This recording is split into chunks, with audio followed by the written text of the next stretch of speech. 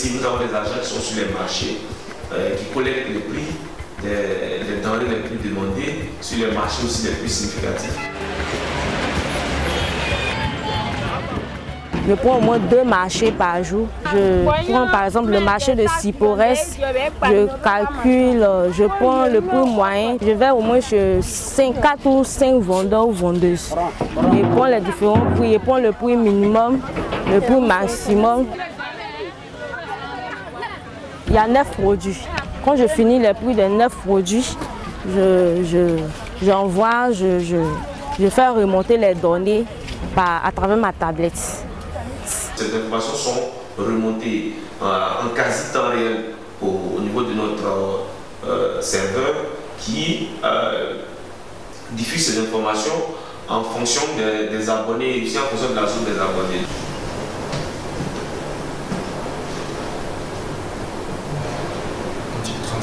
À l'occasion du Forum mondial de la langue française, nous avons bénéficié d'une formation financée par la francophonie dans un accélérateur de projet, en l'occurrence le Nestop en Belgique.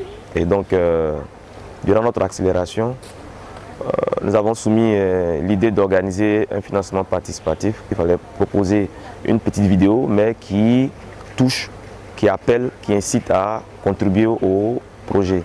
Donc, on a préparé le pitch. On a préparé aussi la campagne sur 45 jours.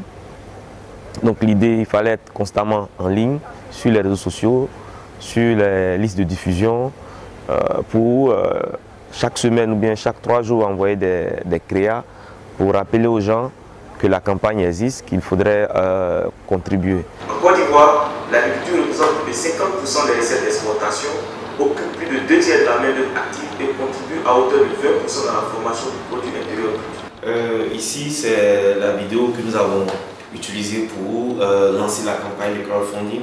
Notre objectif était d'avoir 9 000 €. Nous avons pu atteindre 9 090 € en 60 jours. On a eu ce qu'on appelle les Kiss Bankers, ces personnes qui ont cru en notre projet. On a eu 74 personnes qui ont contribué au projet.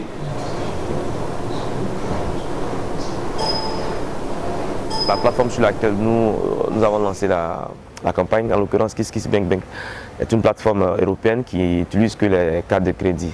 Donc nous avons trouvé un palliatif à ce problème-là en utilisant le mobile money.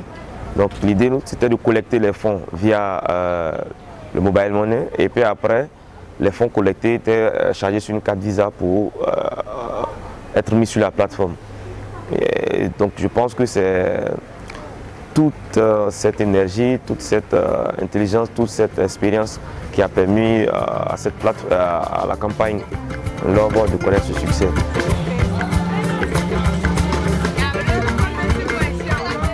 C'est une expérience que nous souhaitons partager avec tous les autres entrepreneurs afin qu'on puisse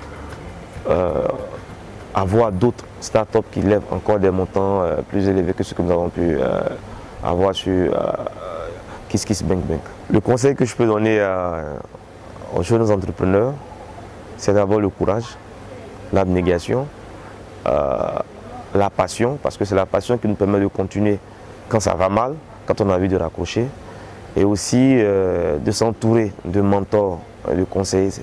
C'est très important, les mentors, les conseils qui nous permettent d'éviter certaines erreurs. Il faut être patient sur tout ça. On n'entreprend pas pour avoir de l'argent dans 1 an, 2 ans.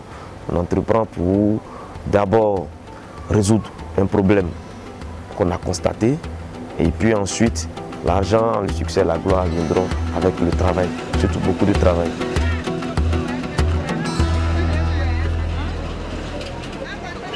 Luis, Agnès.